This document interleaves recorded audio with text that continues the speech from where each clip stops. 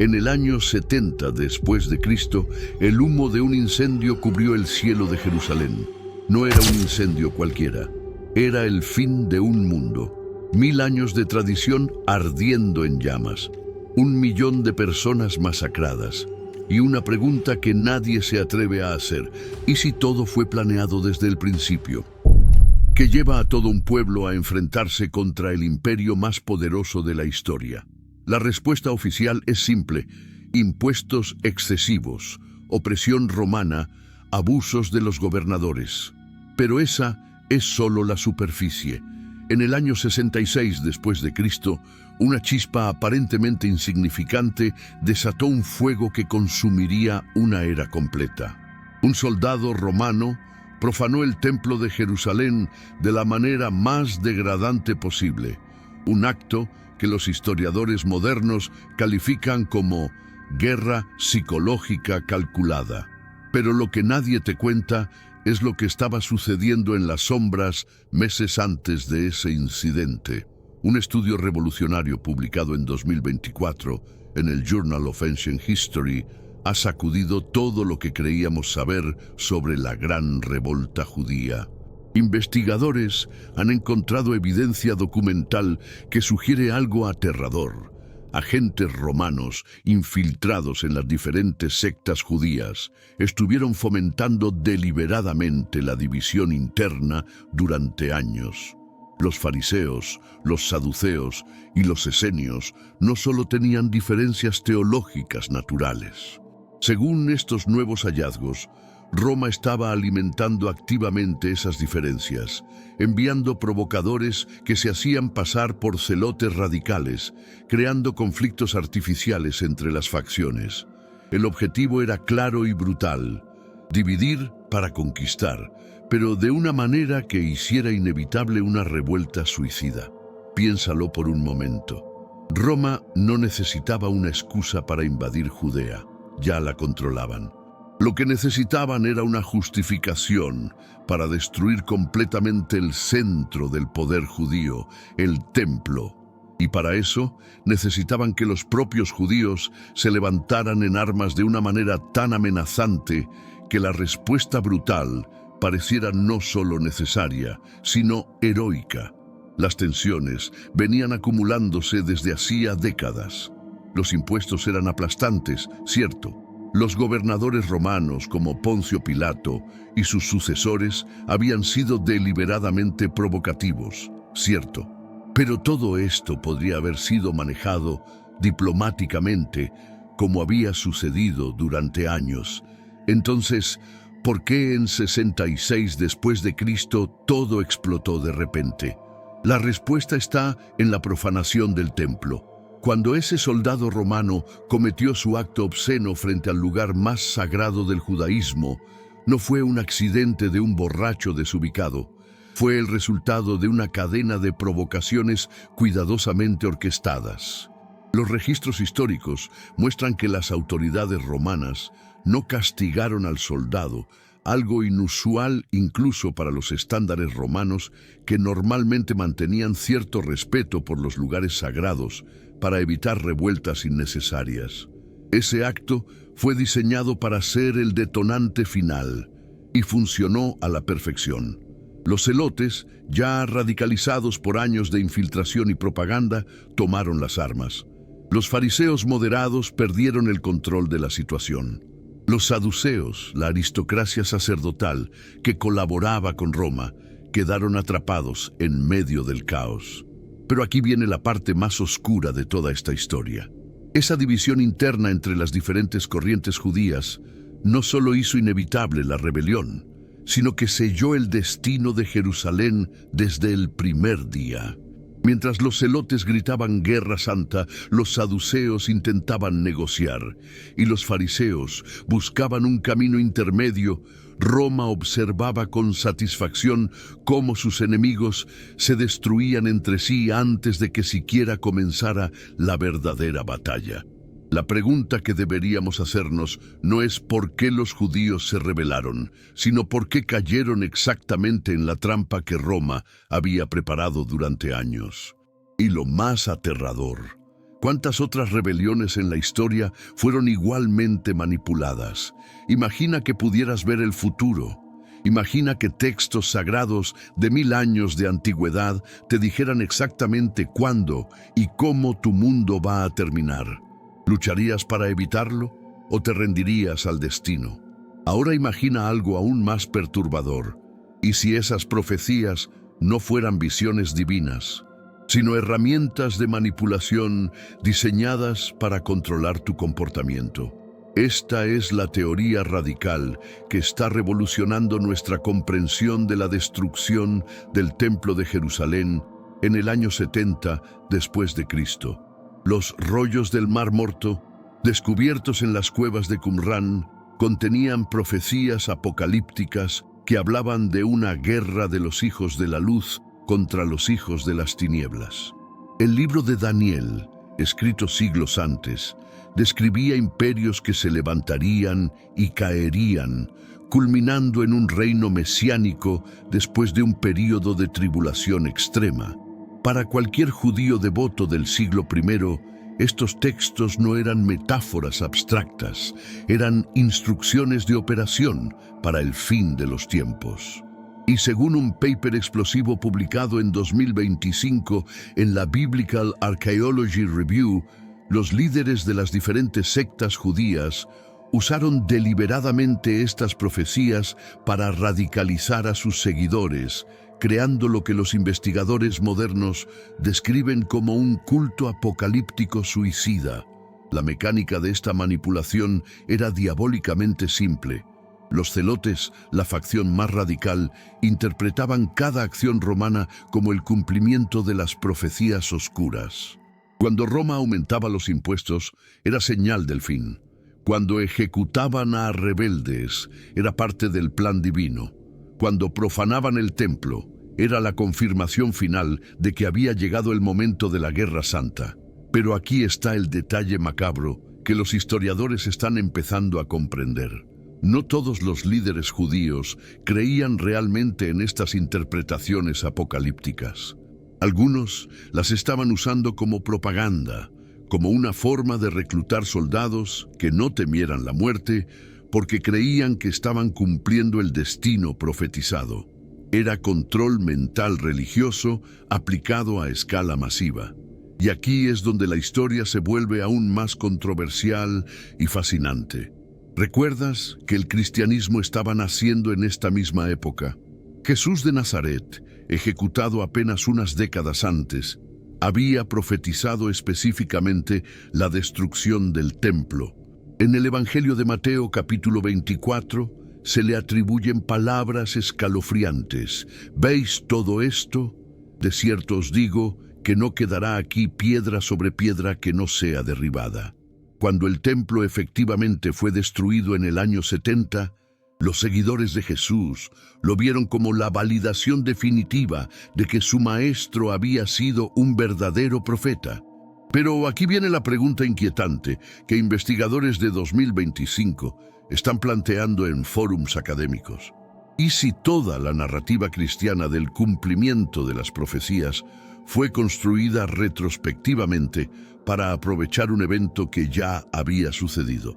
Esta teoría sugiere algo radical, que los primeros cristianos, buscando legitimidad y separación del judaísmo tradicional, usaron la destrucción del templo como evidencia profética de que el antiguo pacto había terminado y una nueva era había comenzado. No estoy diciendo que esto sea verdad, pero la coincidencia temporal es inquietante.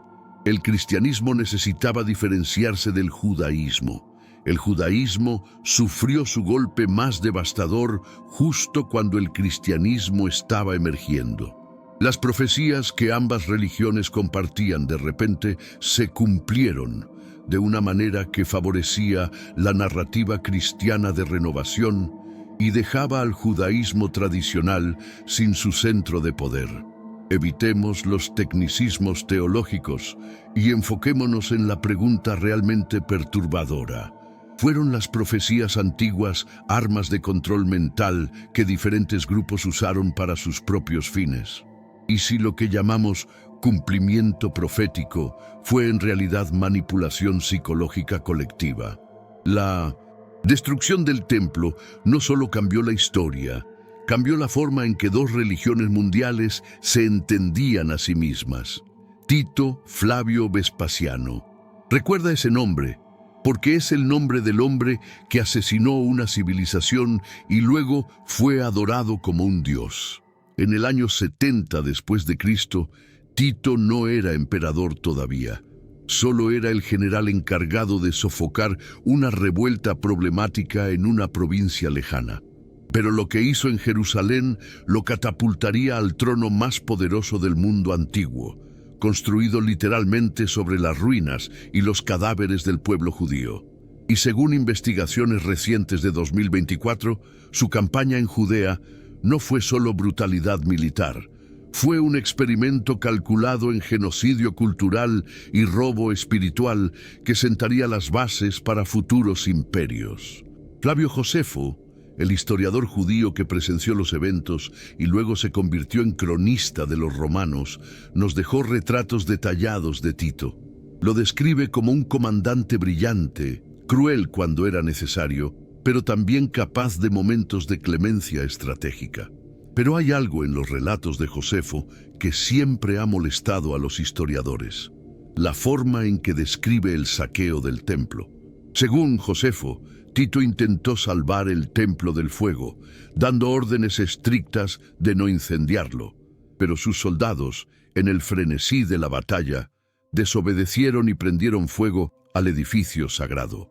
Durante siglos, esta narrativa pintó a Tito como un general que perdió el control de sus tropas en un momento crítico. Pero un artículo revelador publicado en 2024 en History Today ha encontrado evidencia documental que cuenta una historia completamente diferente y mucho más oscura. Los nuevos análisis de registros romanos administrativos y cartas personales de oficiales que participaron en el asedio sugieren que Tito no solo permitió la destrucción del templo, sino que la ordenó como parte de un plan específico de humillación cultural. Pero aquí está el detalle macabro. Antes de permitir que el fuego consumiera todo, Tito ordenó que se rescataran los objetos más sagrados y valiosos del templo: la menorá de oro, la mesa de los panes de la proposición, las trompetas de plata, los rollos de la Torá más antiguos. Todo fue cuidadosamente catalogado y enviado a Roma. ¿Por qué? No por clemencia religiosa. Era robo espiritual calculado. Tito entendía que destruir el templo mataría el cuerpo del judaísmo, pero robar sus objetos sagrados y exhibirlos en Roma como trofeos mataría su alma.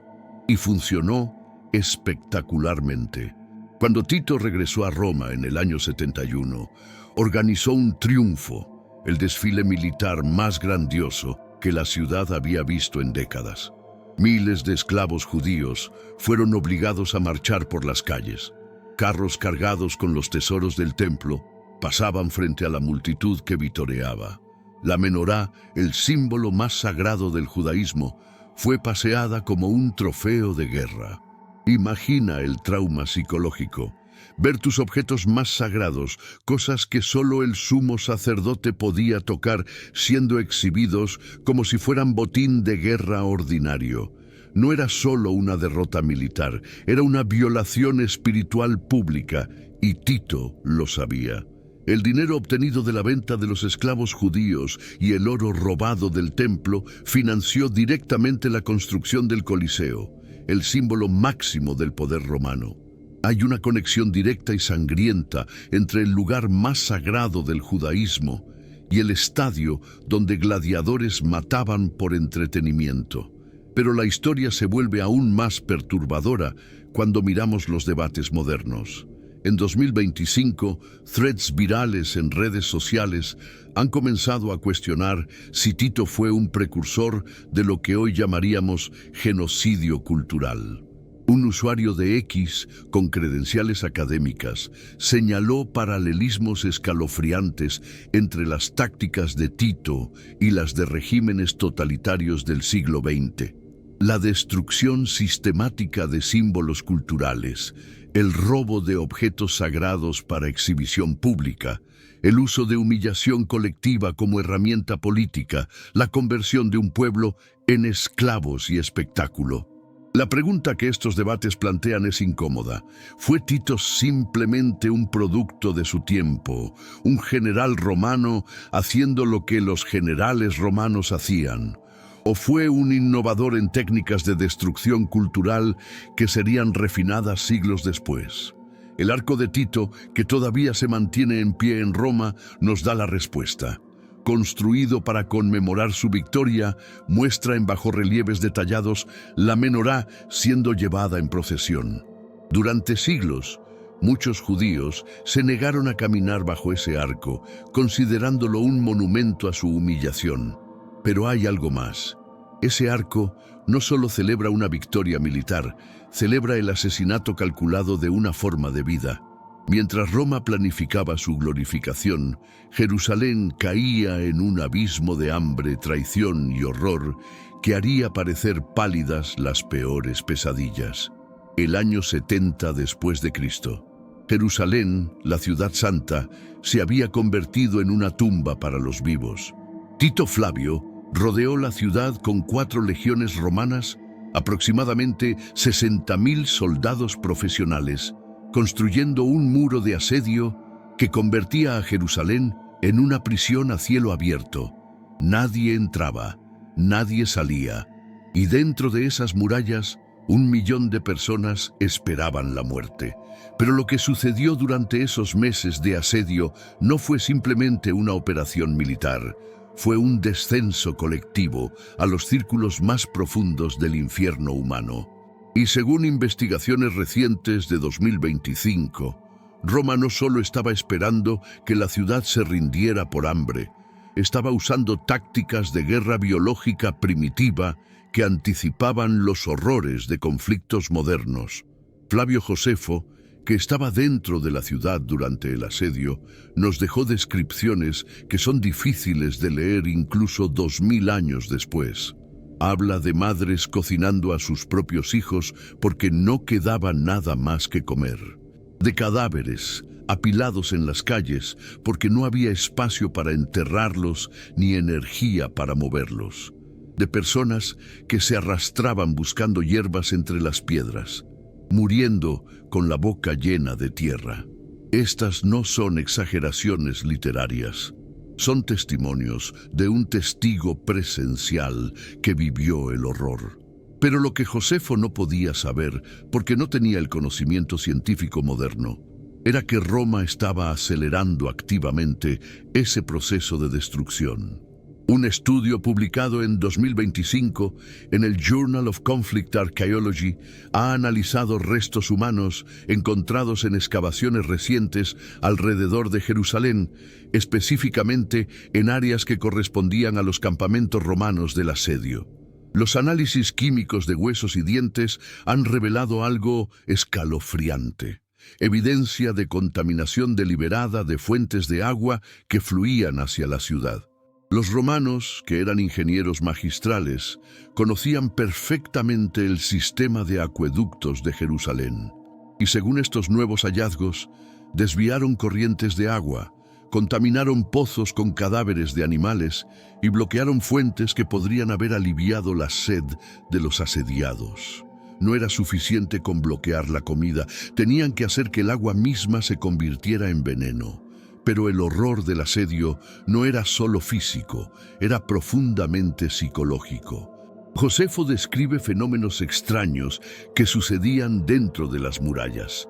Soldados romanos reportaban ver figuras fantasmales caminando sobre las murallas por la noche. Habitantes de Jerusalén juraban escuchar voces de ángeles o demonios llamándolos desde el cielo. Grupos enteros de personas caían en trances colectivos, vagando por las calles mientras murmuraban profecías incoherentes. Durante mucho tiempo, los historiadores descartaron estos relatos como superstición antigua o exageración literaria. pero investigadores modernos en trauma psicológico y psicología de masas tienen una explicación diferente y aterradora. Alucinaciones colectivas causadas por hambre extrema, deshidratación severa y estrés postraumático masivo. Cuando el cerebro humano se ve privado de nutrientes esenciales durante semanas o meses, comienza a funcionar mal de maneras predecibles. Las alucinaciones visuales y auditivas son comunes en casos de inanición avanzada. La psicosis inducida por hambre puede crear delirios compartidos en grupos que experimentan el mismo trauma, lo que los romanos en sus campamentos interpretaban como fantasmas judíos. Probablemente eran personas en estados avanzados de desnutrición, moviéndose de formas extrañas porque sus músculos no respondían correctamente. Lo que los habitantes de Jerusalén escuchaban como voces divinas probablemente eran alucinaciones auditivas generadas por cerebros muriendo de hambre. El asedio no solo estaba matando cuerpos, estaba destruyendo mentes de formas que apenas estamos empezando a comprender 2000 años después. Y mientras este horror se desarrollaba día tras día, semana tras semana, mes tras mes, Tito esperaba pacientemente en su campamento, sabiendo que el tiempo era su mejor arma. No necesitaba arriesgar a sus soldados en un asalto sangriento cuando el hambre y la sed estaban haciendo el trabajo por él. Pero dentro de las murallas, algo aún más oscuro estaba sucediendo, algo que los romanos no habían previsto y que sellaría el destino de Jerusalén de una manera que ni siquiera las legiones podrían haber imaginado. Mientras el enemigo esperaba afuera, los verdaderos asesinos de Jerusalén estaban dentro, preparándose para traicionar todo lo que supuestamente defendían. Aquí está la verdad que nadie quiere decir.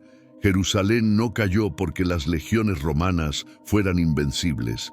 Cayó porque los judíos se destruyeron a sí mismos antes de que Roma pudiera terminar el trabajo. Mientras Tito esperaba pacientemente fuera de las murallas, dentro de la ciudad sagrada se desarrollaba una guerra civil que era tan brutal, tan sangrienta y tan estúpida que hace que la traición romana parezca misericordiosa en comparación. Y lo más aterrador es que evidencia arqueológica descubierta en 2024 sugiere que algunos de los líderes judíos que supuestamente defendían el templo estaban negociando secretamente con Roma para salvar sus propias vidas mientras condenaban a muerte a su pueblo. Las facciones judías dentro de Jerusalén durante el asedio eran un nido de víboras peleando entre sí. Los celotes, los radicales que habían iniciado la rebelión, controlaban el templo y las áreas religiosas. Los sicarios, un grupo aún más extremo de asesinos fanáticos, dominaban partes de la ciudad baja, y los moderados, liderados por figuras de la aristocracia sacerdotal, intentaban desesperadamente mantener algún tipo de orden mientras el mundo se desmoronaba a su alrededor. Pero estas no eran diferencias políticas civilizadas resueltas con debates. Era odio puro y violencia constante. Celotes ejecutaban a moderados, acusándolos de querer rendirse a Roma. Sicarios asesinaban a celotes, acusándolos de no ser lo suficientemente radicales. Moderados conspiraban contra todos para intentar salvar lo que quedaba de la ciudad. Flavio Josefo, que tenía contactos con todas las facciones, describe escenas que son difíciles de creer, pero que están respaldadas por múltiples fuentes. En un momento del asedio, los celotes quemaron deliberadamente los almacenes de comida de la ciudad. ¿Por qué? Para eliminar la tentación de rendirse. Su lógica retorcida era que si no había comida, la gente no tendría opción más que luchar hasta la muerte, porque de todos modos morirían de hambre. Destruyeron intencionalmente los suministros que podrían haber mantenido viva a la población durante meses más. Y cuando los moderados protestaron contra esta locura, los celotes los ejecutaron públicamente, acusándolos de traidores. Era el equivalente antiguo de un culto suicida tomando el control de una ciudad entera. Pero aquí es donde la historia se vuelve verdaderamente oscura y donde las nuevas investigaciones de 2024 están revelando secretos que cambian todo lo que creíamos saber. Excavaciones arqueológicas en el área que una vez fue el Palacio de Herodes han descubierto tablillas y fragmentos de correspondencia que datan del período del asedio. Un artículo publicado en Archaeology Magazine en 2024 analiza estos hallazgos y presenta evidencia perturbadora. Algunos líderes de la aristocracia sacerdotal, específicamente miembros prominentes de la facción saducea, estaban enviando mensajes secretos al campamento de Tito. El contenido de esos mensajes: ofertas de colaboración a cambio de amnistía personal. Estos líderes, que públicamente declaraban estar defendiendo el templo y la ciudad santa, privadamente estaban negociando su propia salvación. Le estaban diciendo a Tito exactamente dónde estaban las defensas más débiles. Le estaban informando sobre las divisiones internas entre las facciones. Le estaban entregando información sobre los túneles secretos bajo la ciudad que podrían ser usados para infiltrar tropas. Y a cambio, pedían salvoconductos para ellos y sus familias, junto con garantías de que sus propiedades en otras partes del imperio no serían confiscadas. Era traición pura y calculada, el tipo de traición que hace que Judas Iscariote parezca un aficionado. Y aquí es donde la teoría se vuelve realmente controversial, generando intensos debates en foros académicos y redes sociales en 2025. Algunos investigadores están argumentando que esta traición interna no fue un accidente, sino parte del plan romano desde el principio. ¿Recuerdas la teoría de que Roma infiltró agentes para fomentar la rebelión inicial? ¿Y si esos mismos agentes o colaboradores que Roma había cultivado durante años estaban activos durante el asedio, saboteando activamente la defensa desde adentro? La pregunta que threads virales en redes sociales están planteando es escalofriante. ¿Fue la destrucción de Jerusalén realmente una conquista militar romana, o fue un asesinato asistido donde Roma simplemente proporcionó las herramientas mientras los judíos se mataban entre sí? Esta perspectiva radical sugiere que el verdadero genio maligno de la estrategia romana no fue la fuerza bruta de las legiones, sino la capacidad de manipular divisiones internas hasta que sus enemigos se autodestruyeran. Y si eso es cierto, entonces la lección histórica es aún más perturbadora. Jerusalén no cayó por las espadas romanas, cayó por las dagas judías clavadas en espaldas judías. Mientras traidores negociaban en las sombras y fanáticos quemaban la comida que podría haber salvado a la ciudad, las murallas todavía se mantenían firmes, pero el templo ya estaba condenado. Y lo que vendría después, los horrores que estaban a punto de desatarse, harían que todo lo anterior pareciera solo el preludio de una sinfonía de muerte. 1 millón de muertos. Deja que esa cifra penetre en tu mente por un momento. 1 millón de seres humanos masacrados en una sola ciudad durante unos pocos meses. Para poner esto en perspectiva, eso es más que toda la población de muchas ciudades modernas, completamente aniquilada. Flavio Josefo nos da esta cifra, y durante siglos los historiadores la han debatido, algunos sugiriendo que era una exageración.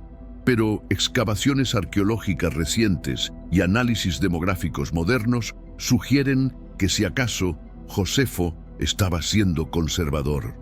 La destrucción de Jerusalén en el año 70 después de Cristo no fue simplemente una batalla, fue uno de los mayores eventos de matanza masiva del mundo antiguo.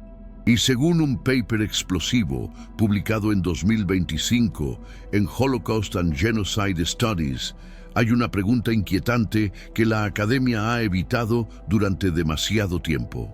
¿Por qué este genocidio ha sido prácticamente olvidado en la memoria colectiva cuando otros eventos de magnitud similar dominan nuestra conciencia histórica? Cuando las legiones romanas finalmente rompieron las defensas de Jerusalén, lo que siguió no fue una ocupación militar ordenada. Fue una orgía de violencia que duró días y días sin parar. Los soldados romanos, frustrados después de meses de asedio, hambrientos de botín y sangre, se desataron sobre la población civil con una ferocidad que horrorizó incluso a algunos de sus propios comandantes. Josefo describe calles literalmente corriendo con sangre, tan profunda que los soldados resbalaban en ella mientras perseguían a víctimas. Describe bebés arrancados de los brazos de sus madres y estrellados contra las paredes. Describe ancianos ejecutados en las sinagogas donde se habían refugiado para rezar. Describe mujeres jóvenes violadas en masa antes de ser asesinadas o vendidas como esclavas. Pero hay un detalle específico en los relatos de Josefo que es tan macabro que parece sacado de una película de terror: las crucifixiones masivas. Los romanos no inventaron la crucifixión, pero la perfeccionaron como espectáculo de terror psicológico. Y durante el asedio de Jerusalén, la usaron a una escala que es difícil de comprender. Cada día, cientos de prisioneros judíos eran crucificados en las colinas alrededor de la ciudad, a plena vista de los defensores que aún resistían en las murallas. Tito ordenó que los crucificaran en posiciones extrañas, retorcidas, dolorosas, no solo para maximizar el sufrimiento, sino para enviar un mensaje: esto es lo que les espera si no se rinden. Josefo cuenta que eventualmente se quedaron sin madera para hacer cruces, porque habían crucificado a tantas personas que los bosques cercanos habían sido completamente talados. Tuvieron que enviar expediciones más lejos para conseguir más madera para más ejecuciones. Piensa en eso. Crucificaron a tanta gente que agotaron los recursos naturales de la región. Y aquí está el detalle más enfermizo. Los romanos convirtieron las crucifixiones en entretenimiento. Soldados apostaban sobre cuánto tiempo tardaría cada víctima en morir. Hacían competencias para ver quién podía clavar los clavos más rápido. Crucificaban a familias enteras juntas para maximizar el trauma psicológico de los espectadores. Era tortura como performance art. Pero la comparación que el paper de 2025 hace con el Holocausto no es casual ni sensacionalista. Los investigadores señalan paralelismos estructurales específicos. Ambos eventos involucraron la destrucción sistemática de un centro cultural y religioso judío. Ambos involucraron deportaciones masivas y esclavización. Ambos usaron espectáculos públicos de humillación como herramienta de control. Ambos dejaron trauma generacional que persiste hasta hoy.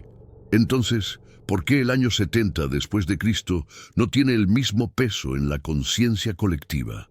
La teoría controversial que el paper propone es incómoda, porque admitir la magnitud del evento requeriría reconocer que el antisemitismo sistemático y el genocidio cultural contra los judíos no es una invención moderna, sino una tradición que se remonta a los cimientos mismos de la civilización occidental. Roma no solo quería conquistar Judea, quería borrar la identidad judía como amenaza. Y casi lo lograron. Los números son escalofriantes. De una población judía estimada en 5 o 6 millones en todo el Imperio Romano antes de la rebelión, aproximadamente 2 millones murieron en las guerras y persecuciones que siguieron. Es una tasa de mortalidad del 30 al 40% de toda una etnia en el lapso de una generación. Si eso no califica como genocidio, entonces la palabra no tiene significado. Y mientras los cuerpos se apilaban más alto que las murallas que supuestamente los protegían, el corazón sagrado de Jerusalén esperaba su destino final. El templo, El lugar donde habita Dios según la creencia judía estaba a punto de descubrir que ni siquiera lo divino podía detener las llamas de Roma, el 10º día del mes de Av del año 70 después de Cristo. Esa fecha está grabada en la memoria judía como el día más oscuro de su historia. Ese día, el segundo templo de Jerusalén, el edificio más sagrado del judaísmo, el único lugar en la tierra donde se podían realizar los sacrificios prescritos por la ley de Moisés, ardió hasta los cimientos. Las llamas eran tan intensas que podían verse desde kilómetros de distancia. El humo formó una columna negra que oscureció el sol, y cuando el fuego finalmente se apagó días después, no quedaba piedra sobre piedra, exactamente como había profetizado Jesús de Nazaret décadas antes. Pero aquí está la pregunta que ha atormentado a historiadores durante 2000 años. ¿Fue el incendio un accidente del caos de batalla o fue un acto deliberado de destrucción cultural calculada? Y las nuevas investigaciones de 2024 están proporcionando una respuesta que cambia todo. La versión oficial de Flavio Josefo, el historiador que presenció el evento, dice que Tito dio órdenes específicas de preservar el templo. Quería mantenerlo intacto como símbolo de la victoria romana y como una forma de demostrar que Roma podía ser magnánima con los vencidos. Pero, según Josefo, un soldado romano en el frenesí de la batalla arrojó una antorcha encendida a través de una ventana del templo, y las llamas se propagaron tan rápidamente que fue imposible detenerlas. Tito supuestamente intentó apagar el fuego, pero era demasiado tarde. Esta narrativa ha sido la versión aceptada durante siglos. Pero hay problemas enormes con esta historia que podcasts históricos populares como The Rest is History comenzaron a señalar en 2024 y que investigadores académicos están confirmando con nueva evidencia. Primero, el Templo de Jerusalén no era una estructura de madera fácilmente inflamable, era una fortaleza masiva construida con bloques de piedra caliza blanca, con secciones cubiertas en oro macizo. Los muros exteriores tenían varios metros de espesor. Los romanos habían asediado y conquistado cientos de ciudades fortificadas. Sabían perfectamente cómo controlar incendios en contextos de batalla. La idea de que un solo soldado con una sola antorcha pudiera accidentalmente iniciar un incendio tan devastador que consumiera todo el complejo del templo desafía la lógica arquitectónica y militar. Segundo, análisis de otros relatos históricos contemporáneos, incluyendo fuentes romanas que no tenían la misma motivación que Josefo para exonerar a Tito, sugieren que las legiones recibieron órdenes específicas de saquear el templo antes de destruirlo. ¿Por qué saquear si planeabas preservar? La teoría radical que debates de 2024 están proponiendo es esta. El incendio fue absolutamente intencional, ordenado por Tito como parte de una estrategia deliberada de genocidio cultural y religioso. El objetivo no era solo conquistar Jerusalén, era eliminar el judaísmo sacrificial de la faz de la tierra. Y aquí está la lógica diabólica detrás de esta estrategia. El judaísmo del Segundo Templo estaba completamente centrado en los sacrificios rituales que solo podían realizarse en ese lugar específico por sacerdotes específicos, siguiendo procedimientos específicos. Sin el templo, el sistema completo de expiación de pecados, de comunicación con Dios, de identidad nacional judía, se colapsaba. Roma entendió que mientras el templo existiera, los judíos tendrían un centro de resistencia espiritual. Destruye el templo y destruyes la capacidad del judaísmo de funcionar como lo había hecho durante 1000 años. Y funcionó. El judaísmo se vio forzado a evolucionar o morir. Los rabinos, liderados por figuras como Yohanan ben Zakkai, tuvieron que reinventar completamente la religión, reemplazando los sacrificios de animales con oraciones, reemplazando el templo físico con sinagogas distribuidas, reemplazando el sacerdocio con el estudio. Pero esta evolución no fue una elección libre, fue una adaptación forzada por genocidio. Y aquí está la parte que hace que esta teoría sea tan controversial. Algunos académicos están argumentando que esta transformación forzada fue precisamente lo que Roma quería, crear un judaísmo domesticado que no representara una amenaza política. Pero hay otra dimensión de esta historia que es aún más esotérica y perturbadora.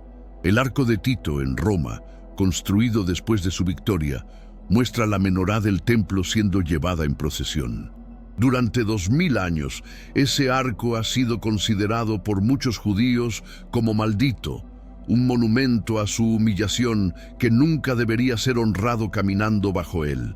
Pero en tradiciones místicas judías existe una creencia de que el fuego que consumió el templo no era fuego ordinario, sino fuego divino, que Dios mismo destruyó su propia casa porque el pueblo había roto el pacto de manera irreparable. Esta interpretación teológica, aunque dolorosa, permitió a generaciones de judíos encontrar significado en la catástrofe. Pero si el fuego fue simplemente arrogancia imperial romana, entonces toda esa construcción de significado se derrumba. La destrucción del templo no fue solo un evento histórico, fue un terremoto espiritual que redefinió dos religiones mundiales. El judaísmo tuvo que reinventarse completamente. El cristianismo usó el evento como validación profética de que el antiguo pacto había terminado. Y Roma simplemente añadió otro trofeo a su colección de civilizaciones asesinadas. Mientras las cenizas del templo aún estaban calientes, mientras los sacerdotes lloraban sobre las ruinas de su mundo, los planes de Roma para el pueblo judío apenas comenzaban. La destrucción física estaba completa, pero faltaba la destrucción final, la dispersión. Después del fuego, después de la masacre, después de que el último celote fue arrancado de su escondite y ejecutado, vino algo que en muchos sentidos fue peor que la destrucción misma: el exilio forzado. Los sobrevivientes de Jerusalén, quizás 100.000 personas de los más de 1 millón que habían estado en la ciudad al inicio del asedio, enfrentaron un destino diseñado cuidadosamente por Roma para ser un castigo más cruel que la muerte. Fueron dispersados como esclavos por todo el Imperio Romano, vendidos en mercados desde Hispania hasta Siria, sus familias destrozadas, sus identidades borradas, sus nombres reemplazados por números de propiedad. Y según un estudio radical publicado en 2025 en la revista Diaspora Studies, esta dispersión no fue el resultado caótico de una conquista, sino una política deliberadamente planificada de ingeniería demográfica diseñada para diluir y eventualmente eliminar la identidad judía de la historia. Los números son escalofriantes cuando realmente los analizas. Aproximadamente 97.000 judíos fueron capturados y vendidos como esclavos después de la caída de Jerusalén, según registros romanos. Pero aquí está el detalle macabro que conecta directamente la destrucción del templo con el símbolo más icónico de Roma. El dinero de la venta de esos esclavos, junto con el oro y la plata saqueados del templo, financió directamente la construcción del Coliseo. Sí, leíste bien. El estadio donde gladiadores mataban por entretenimiento, donde cristianos fueron arrojados a los leones, donde la violencia se convirtió en espectáculo público para las masas, fue construido con la sangre y las lágrimas del pueblo judío. Hay una placa en el Coliseo que lo confirma: ex manubis, del botín de guerra, el botín de Judea. Pero la dispersión no fue aleatoria. El estudio de 2025 ha analizado registros de ventas de esclavos, manifiestos de barcos y documentos administrativos romanos que sobrevivieron en papiros egipcios y tablillas de otras partes del imperio. Lo que encontraron es un patrón deliberado. Roma separó sistemáticamente a los esclavos judíos por edad, sexo y habilidad, enviándolos a provincias específicas donde serían diluidos en poblaciones locales más grandes. Los hombres jóvenes fueron enviados a minas en Hispania y Britania, trabajos donde la expectativa de vida era de pocos años. Las mujeres fueron distribuidas como esclavas domésticas en hogares romanos por todo el Mediterráneo, donde serían asimiladas culturalmente o morirían sin dejar descendencia judía. Los niños fueron separados de sus padres y vendidos individualmente para que no pudieran mantener conexiones familiares o transmitir tradiciones. Era genocidio cultural mediante burocracia. Roma había aprendido de experiencias anteriores que simplemente masacrar a un pueblo rebelde no era suficiente si querías eliminar la amenaza a largo plazo. Los cartagineses fueron masacrados después de las guerras púnicas y Cartago fue literalmente sembrada con sal. Pero la cultura cartaginesa persistió en colonias dispersas durante siglos. Roma no iba a cometer el mismo error con los judíos. La estrategia era crear una nación sin tierra, un pueblo tan disperso, tan fragmentado, tan desconectado de su centro espiritual y geográfico, que eventualmente se desvanecería en la historia como tantas otras etnias conquistadas. Pero aquí está la ironía histórica más grande. La estrategia falló. Contra todas las probabilidades, contra toda lógica histórica, la identidad judía no solo sobrevivió la diáspora, sino que en muchos sentidos se fortaleció. Sin un templo físico, sin una tierra, sin un Estado, los judíos desarrollaron una identidad portable basada en textos, en memoria colectiva, en prácticas rituales que podían realizarse en cualquier lugar. La Torá se convirtió en su tierra portable. Las sinagogas se convirtieron en sus templos distribuidos. El estudio rabínico se convirtió en su forma de resistencia cultural. Y durante 2000 años, a través de persecuciones, expulsiones, pogroms y finalmente el Holocausto, esa identidad persistió. Pero el estudio de 2025 plantea una pregunta más oscura. ¿Fue precisamente esa persistencia lo que generó 2 milenios de antisemitismo? La teoría es controversial y dolorosa, pero merece consideración. Roma creó intencionalmente una nación fantasma sin territorio, y esa anomalía en el sistema de estados-nación, que eventualmente dominaría Europa medieval y moderna, hizo que los judíos fueran vistos como perpetuos extranjeros, perpetuos otros, sin importar cuántas generaciones vivieran en un lugar. El exilio forzado de 70 después de Cristo creó las condiciones estructurales que harían posible el antisemitismo sistémico durante siglos.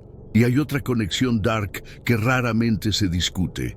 Muchos de los esclavos judíos vendidos después de la destrucción de Jerusalén fueron comprados por ciudadanos romanos ricos, que los usaban no solo como trabajadores, sino como tutores educados. Los judíos, incluso esclavizados, mantenían altas tasas de alfabetización y conocimiento de múltiples idiomas. Fueron forzados a enseñar a los hijos de sus amos, a administrar negocios, a realizar trabajo intelectual. En efecto, Roma esclavizó la mente judía al mismo tiempo que intentaba destruir el cuerpo judío, y esa esclavización intelectual, esa obligación de servir a la cultura que había destruido la tuya, es un trauma que se transmite generacionalmente de maneras que apenas estamos comenzando a comprender. Mientras los sobrevivientes eran dispersados como semillas arrojadas al viento, mientras las cadenas de esclavos marchaban hacia barcos que los llevarían a tierras desconocidas, mientras madres lloraban por hijos que nunca volverían a ver, el judaísmo enfrentaba su momento de verdad. Tenía que reinventarse completamente o desaparecer en la niebla de la historia. Y esa reinvención, esa transformación forzada por el genocidio romano, cambiaría no solo el judaísmo, sino el curso completo de la historia religiosa occidental. Imagina que de la noche a la mañana, todo lo que define tu religión simplemente desaparece. El lugar donde tu Dios habita, los rituales que has realizado durante 1000 años, los sacerdotes que median entre lo humano y lo divino. Todo, absolutamente todo, eliminado en una sola noche de fuego y sangre. ¿Qué haces? ¿Te rindes y dejas que tu fe muera con el edificio? ¿O encuentras una manera de hacer que lo invisible sea más poderoso que lo que era visible? Esta fue la pregunta existencial que enfrentó el judaísmo en el año 70 después de Cristo. Y la respuesta que dieron los rabinos fue nada menos que una revolución religiosa completa que transformaría no solo el judaísmo, sino que establecería un modelo que influenciaría el cristianismo y el islam en los siglos venideros. Antes de la destrucción del templo, el judaísmo era una religión fundamentalmente sacrificial. Todo giraba alrededor del templo en Jerusalén. Si querías expiar tus pecados, llevabas un animal al templo para que fuera sacrificado por un sacerdote descendiente de Aarón. Si era Yom Kippur, el día de la expiación, el sumo sacerdote entraba al lugar santísimo, el único lugar donde Dios literalmente habitaba, según la teología, y realizaba rituales específicos que purgaban los pecados de toda la nación. Sin el templo, sin los sacrificios, sin el sacerdocio funcionando, el sistema completo se colapsaba. Era como si de repente le dijeras a los católicos que nunca más pueden tener misa, o a los musulmanes que la Meca ha sido destruida y las peregrinaciones ya no cuentan. La crisis no era solo práctica, era teológica y existencial. Entra Yohanan ben Zakkai, un rabino fariseo cuya historia es tan extraordinaria que parece ficción. Según el Talmud, mientras Jerusalén estaba bajo asedio y los celotes ejecutaban a cualquiera que hablara de rendición, Yohanan fingió su propia muerte. Sus estudiantes lo sacaron de la ciudad en un ataúd, pasando por los checkpoints celotes que mataban a cualquiera que intentara desertar. Una vez fuera de las murallas, Yohanan se presentó ante el general romano Vespasiano, quien pronto sería emperador, y le pidió un favor extraño: permiso para establecer una escuela de estudios judíos en la ciudad de Yavne, lejos de Jerusalén. Vespasiano, probablemente confundido sobre por qué alguien pediría permiso para estudiar libros en lugar de clemencia para su ciudad, accedió. Y con ese acto, Yohanan salvó el judaísmo. Pero aquí está la parte controversial que un artículo de 2024 en Jewish Quarterly Review está planteando. ¿Fue realmente un escape audaz o fue colaboración calculada?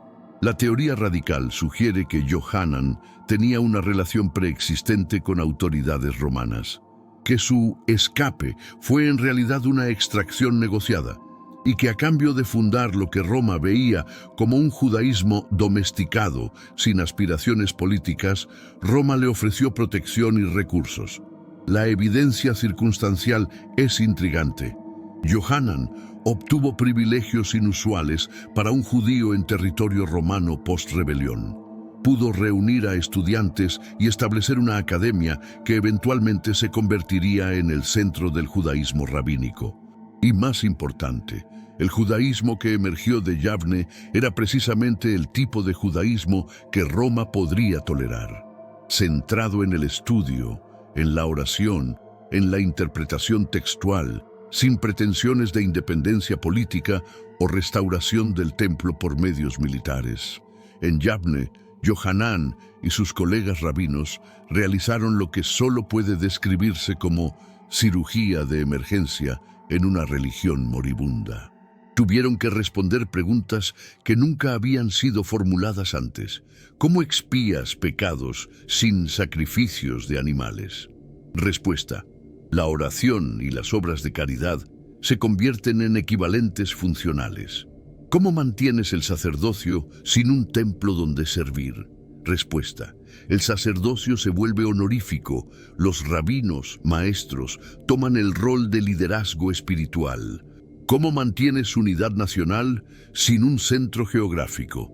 Respuesta: el texto se convierte en territorio. El estudio de la Torá se convierte en el nuevo ritual central. Era una reinvención completa disfrazada como continuidad. Pero la visión verdaderamente radical del artículo de 2024 es esta. Esta transformación no fue simplemente una adaptación creativa a circunstancias difíciles, fue una muerte del judaísmo antiguo y el nacimiento de algo fundamentalmente diferente que simplemente mantuvo el mismo nombre. El judaísmo del Segundo Templo y el judaísmo rabínico, que emergió después del año 70, son religiones tan diferentes que si un judío del tiempo de Jesús fuera transportado a una sinagoga moderna, no reconocería casi nada. No hay sacrificios de animales, no hay sacerdotes oficiando rituales, no hay templo. Toda la estructura, todo el lenguaje, toda la teología ha sido reimaginada. Fue una colaboración forzada con la realidad que Roma había impuesto. Sacrifica tu religión antigua o desaparece completamente. Y aquí está la pregunta que genera debate intenso en círculos académicos y religiosos. ¿Fue salvación o rendición? Yohanan ben Zakkai salvó heroicamente el judaísmo de la extinción al adaptarlo a nuevas realidades. ¿O rindió la esencia del judaísmo antiguo, aceptando las condiciones de Roma, trocando el poder del sacrificio por la seguridad del estudio? La respuesta probablemente es: ambas cosas son verdad simultáneamente. Fue una rendición que se convirtió en salvación. Fue una muerte que permitió un renacimiento. Fue el fin de una era y el comienzo de otra, con toda la ambigüedad moral y complejidad histórica que eso implica. Pero mientras el judaísmo se reinventaba a sí mismo en las aulas de estudio de Yavne, otra religión estaba observando estos eventos con un sentido muy diferente de su significado. Y esa otra religión usaría la destrucción del templo para validar sus propias afirmaciones de una manera que cambiaría el mundo para siempre.